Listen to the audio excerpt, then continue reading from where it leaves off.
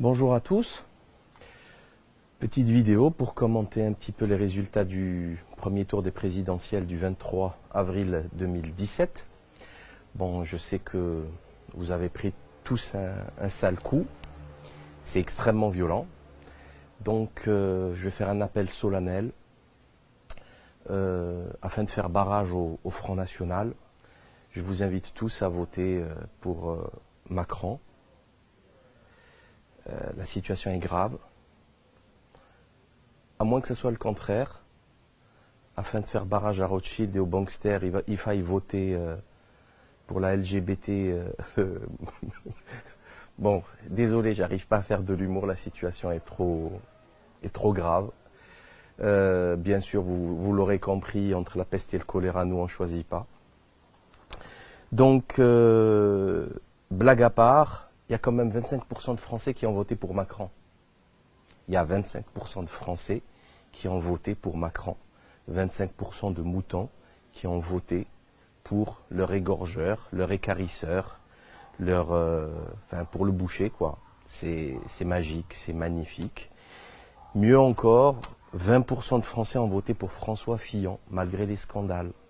Il y a 20% de Français, 19 et quelques, qui ont voté pour François Fillon. C'est exceptionnel. C'est plus un peuple. C'est même plus des moutons. C'est des zombies. Walking Dead. Il y a les marcheurs et les zombies. Ça va faire un beau film, tout ça. Winter is coming, comme dirait l'autre. Je vous avais tout expliqué.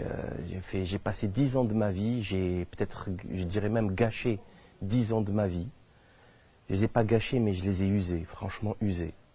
À vous informer, j'ai écrit un livre, La faillite du monde moderne. Il y a tout dedans. Il y a tout dedans. Tout le fonctionnement de la subversion politique, de l'ingénierie sociale, de la ponérologie politique. C'est pas possible, on ne peut pas faire plus. On vient d'éditer un nouveau livre, Diablerie de foule, de Pierre-Yves Lenoble, qui vous explique comment on manipule les masses. On a assisté à une gigantesque entreprise d'ingénierie sociale et de programmation mentale. C'est phénoménal ce qui s'est passé. D'ailleurs, il n'y a rien à faire de ce qui s'est passé. Il y a juste à constater la folie de cette situation. Il y a juste à prendre des notes et essayer de comprendre comment ça fonctionne en fait. Comme je le disais dans des vidéos concernant la présidentielle, l'actu au scalpel, on ne donne pas de la confiture au cochon. François Asselineau a fait un score catastrophique. Il a fait 1%, il a fait 0,9%. Parce que les gens sont complètement déconnectés du réel. Alors, je ne sais pas si vous avez vu les images.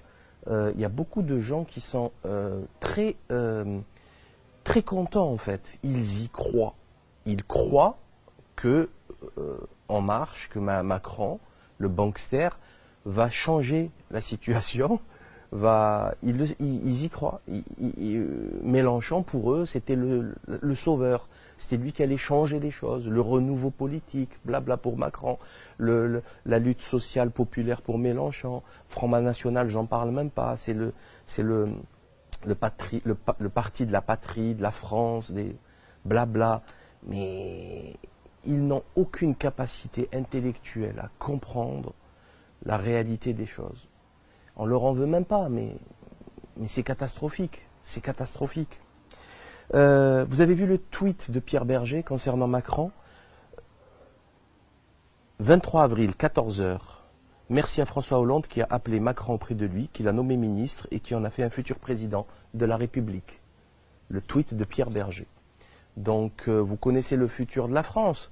Ils vont légaliser la GPA. Pour les PMA, j'en parle même pas. Voilà, la marchandisation du corps continue. Les grands milliardaires, les grands médias ont réussi à imposer leur poulain. Bravo, on continue comme ça. On se demande comment... Vous avez eu l'arrogance nécessaire pour poster un tweet pareil, à 14 h en fait.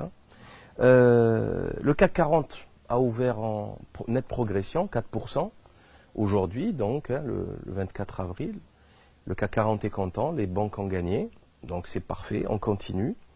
On se demande d'ailleurs avec qui Macron va gouverner. Moi, ça m'intéresse. D'ailleurs, c'est maintenant que vous allez comprendre que le système politique est exactement le même, puisqu'il va y avoir des tractations et que Macron est obligé d'avoir une majorité à l'Assemblée pour gouverner. Du coup, vous allez voir les trahisons, les magouilles, etc. Moment très fort, ça je l'annonce depuis des années, je le disais, je le rappelle, à l'instar du Parti Socialiste, le PASOK grec, le Parti Socialiste français a disparu, va disparaître, ou à l'instar du Parti Communiste, il a fait 6%, il a disparu, quoi, c'est fini, c'est terminé. Valls a enterré le Parti Socialiste, Vasté Cambadélis, c'est-à-dire le Grand Orient de France. Les francs-maçons ont décidé de soutenir Macron et ils ont, pour ainsi sacrifié une structure politique qui a plus d'un siècle. C'est vous dire le pouvoir qu'ont ces gens. C'est faramineux. Faramineux. D'ailleurs, il n'y a pas que le Parti Socialiste. Les Républicains sont en train de disparaître. Le centre a déjà disparu puisque Bayrou a rejoint Macron. Mais les Républicains, vous avez vu que déjà tout le monde tombe à bras raccourcis, Woerth, Wauquiez, etc., tombent tous à bras raccourcis contre Fillon parce qu'ils estiment que c'est lui qui a fait perdre la présidentielle, ce qui n'est pas faux. Néanmoins, il a fait quand même 19%, il aurait pu gagner, hein, ils auraient dit l'inverse, hein, je vous le dis tout de suite. C'est franchement, c'est minable. Hein. Concernant le Front National, elle fait un score très faible en fin de compte. Hein. Tout le monde s'attendait à du 30%. En fin de compte, elle est en quatrième position réelle. C'est-à-dire que si Hamon et Mélenchon avaient allié leurs forces, et encore, ils auraient récupéré aussi le vote utile des petits candidats de gauche, Hamon-Mélenchon, c'est 25%. Hein. C'est plus de 25%. Nicolas Dupont-Aignan, Fillon, c'est la même candidature quasiment, hein, c'est le même parti politique, la même famille politique. Kiff Bourrico, ils font 24-25%.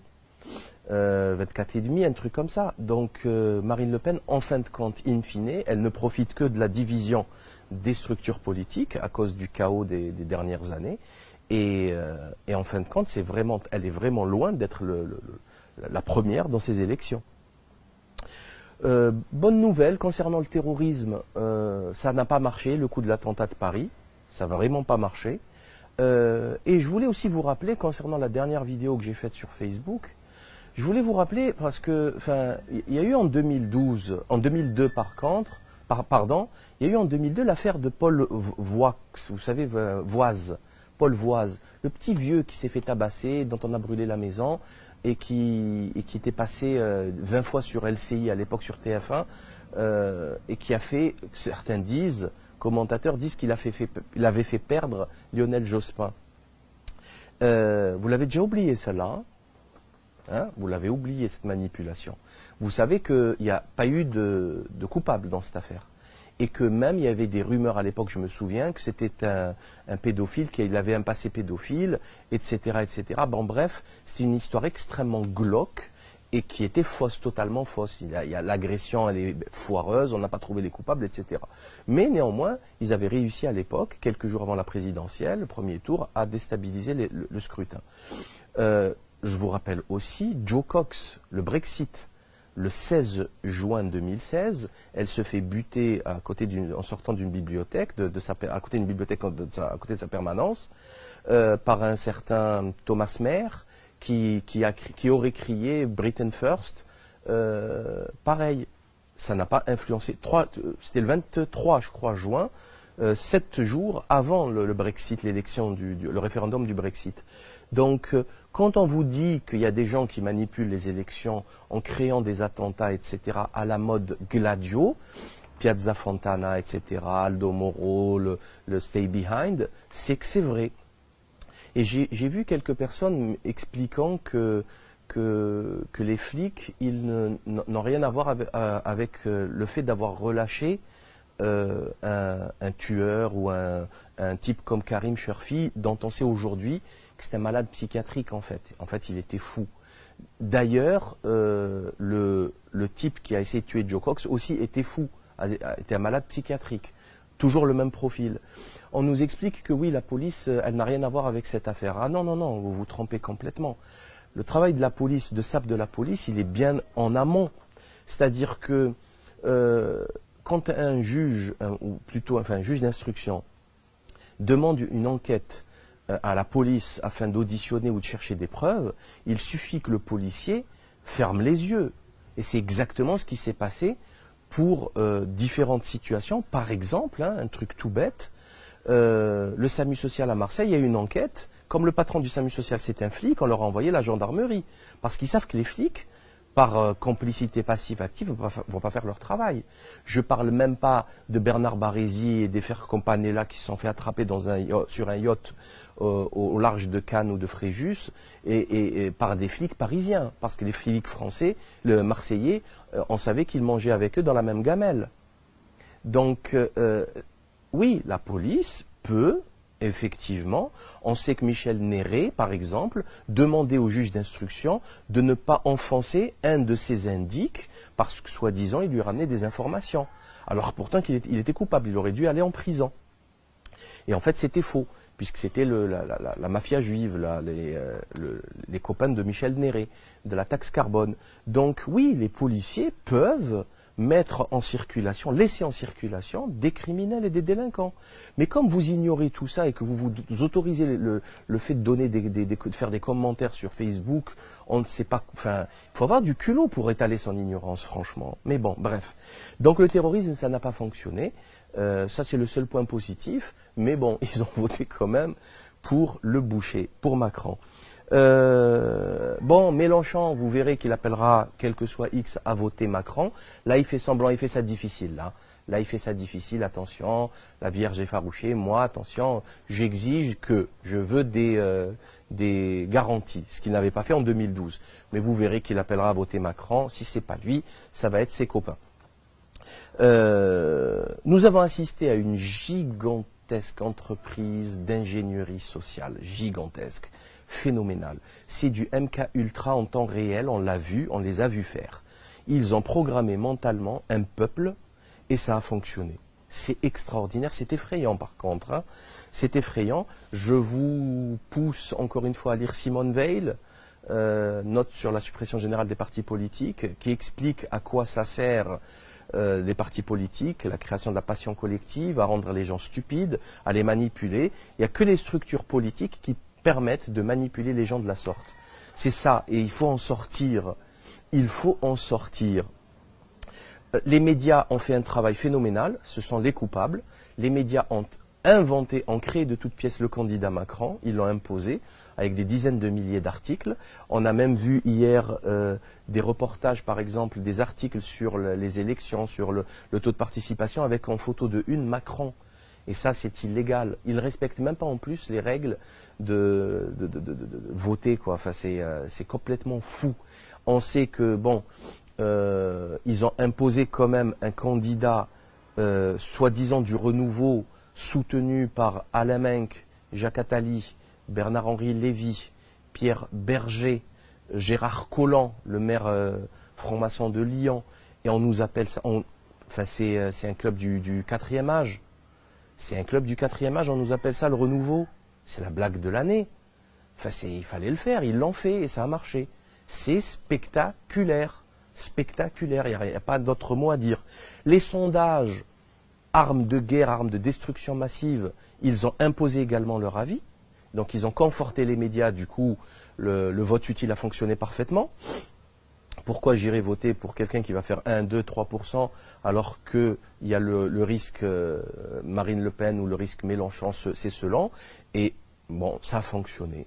C'est génial. Franchement, bravo. Je dis bravo aux gens qui sont derrière parce que c'est c'est de la dentelle. Hein. C'est vraiment de la soierie de haut vol. Chers amis, chers auditeurs, je vais finir rapidement. Oui, bon, c'est l'abstention, la seule solution. L'abstention est leur phobie ultime. S'il y a une chose dont ils ont peur, ces gens, c'est l'abstention. D'ailleurs, j'ai vu que François Asselineau, ça appelle à l'abstention au second tour. Et bien sûr, c'est évident. D'ailleurs, je voulais parler aux gens qui ont suivi et soutenu la candidature de François Asselineau. Il ne faut pas se décourager. Il n'y a pas à se décourager. C'est tout simplement que c'est pas comme ça, c'est pas de cette façon-là qu'on peut changer les choses. Il faut changer les choses en informant les gens. Voilà. Et en sachant aussi, je vous le dis tout de suite, François Asselineau l'a dit, c'est une guerre d'information, une guerre de propagande et de subversion. Voilà. Il faut mener une contre-guerre, une défense et une guerre de réinformation, sachant que vous n'atteindrez jamais le quorum, le pourcentage nécessaire. Parce que c'est comme ça, c'est la fin des temps, c'est le Kali Yuga, c'est la dégénérescence pure. Les gens n'ont même plus de cerveau pour comprendre ce que vous leur expliquez. Et s'ils comprennent, ils sont terrorisés, ils ont peur, ils veulent pas changer ils cherchent la sécurité des anciens candidats ou de ce que le système leur présente en leur disant que ça ira mieux, en leur serinant n'importe quoi à l'oreille. C'est perdu d'avance. C'est comme ça. D'ailleurs, les gens nous expliquent qu'ils ne veulent pas sortir, enfin, les amis de Macron, Fillon, etc., nous expliquent qu'ils ne veulent pas sortir de l'Europe et de l'euro. Si, vous allez sortir de l'Europe et de l'euro. C'est une certitude. Puisque l'Europe va exploser, l'euro va exploser. Voilà, c'est tout. Ça, c'est une certitude. C'était juste la manière avec laquelle il fallait le faire. C'est-à-dire, soit il y a un système d'alarme, d'incendie qui vous dit qu'il y a le feu avant qu'il ne vous consume, donc vous avez le temps de sortir, de vous réveiller et de ne pas suffoquer, de mourir ne serait-ce que dans les flammes, dans la fumée. Soit vous sortez avant et vous sauvez votre peau et la maison, elle peut brûler. Et il y avait au moins ça à faire, ben même pas. Ils ne voulaient pas le faire. Bon, tant pis pour eux. Hein. Qu'est-ce que vous voulez qu'on y fasse? C'est comme ça.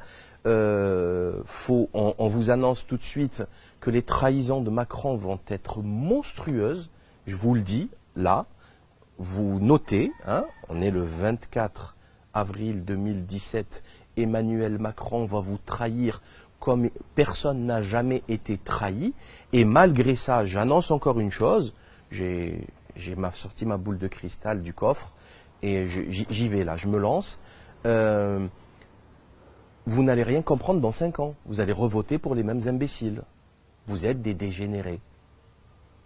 C'est comme ça, c'est triste à dire. Tous les libéraux qui ont voté, on les connaît. Les médecins, les dentistes, les pharmaciens, tous ces gens-là, ils sont des centaines de milliers. Ils votent Macron, pour la plupart. Eh bien, ils vont se faire ubériser, ils vont se faire détruire leur corps de métier. Après, ils ne comprennent pas. Ils ne comprennent pas qu'on puisse ouvrir des facultés étrangères dégueulasses pour concurrencer les facultés françaises. Ça pleurniche après.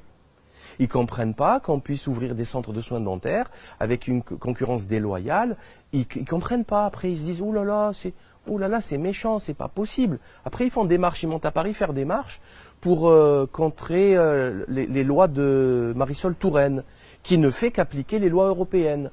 Donc, qu'est-ce que vous voulez faire? Maintenant, on est en France, il y a un peuple qui a vécu un coup d'État en 2005, un coup d'État, un vrai coup d'État, où il y a un référendum qui a été piétiné par Sarkozy et sa clique, ces voyous.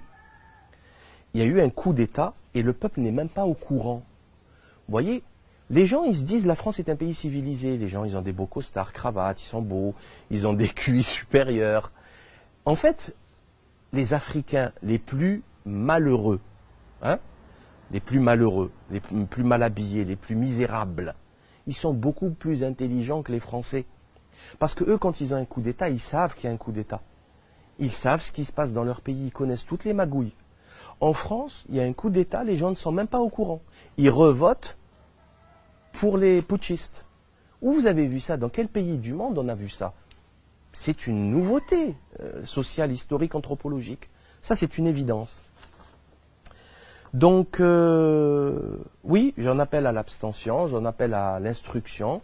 Je vous invite à voir la vidéo de Julius Evola de 71 ou 72, quelques semaines, quelques mois avant sa mort, dans laquelle il explique ce qu'il y a à faire. C'est un type qui a fait beaucoup de politique, qui a fait beaucoup de métaphysique, etc. Il a fait le tour de la question, contrairement à un René Guénon qui n'a jamais fait de politique. Donc c'est un type dont on peut dire qu'il a une expérience dans ce domaine. Et on lui posait la question, qu'est-ce qu'on peut faire aujourd'hui? il n'y a rien à faire, il n'y a plus qu'à chevaucher le tigre. La bête est en train de mourir, elle se débat comme elle peut, et nous on est dessus, il faut rester digne, faut garder espoir, parce que la vérité, elle sera toujours la vérité. Vous verrez qu'il y a plein de gens, d'ici 6 mois, 1 an, ils vont nous dire « Ah ouais, vous aviez raison », comme toujours, mais c'est trop tard. Vous avez donné les clés aux voleurs, les clés du coffre aux voleurs. Donc tant pis pour vous, et je vous dis à bientôt on va vous faire une petite vidéo d'analyse des mécaniques de cette ingénierie politique, cette ingénierie sociale, avec messieurs Pierre Dortiguier et Pierre-Yves Lenoble, là, ce milieu de semaine, si Dieu le veut. Je vous souhaite une excellente fin de journée, même si tout le monde est groggy, là, avec cette déception, c'est phénoménal, hein, ça casse le moral. Mais bon, on l'a toujours su, il n'y a aucune nouveauté. C'est un peu décevant, on s'attendait à un score un peu plus intéressant d'Asselineau, un 3, 4, 5%. Même pas. Les gens sont des moutons. Qu'ils aillent se faire égorger, hein. Qu'est-ce que vous voulez qu'on y fasse? On ne peut rien y faire. On ne peut que continuer à informer les gens de la manière la plus simple. Donc je vous dis à très bientôt pour la vidéo d'analyse.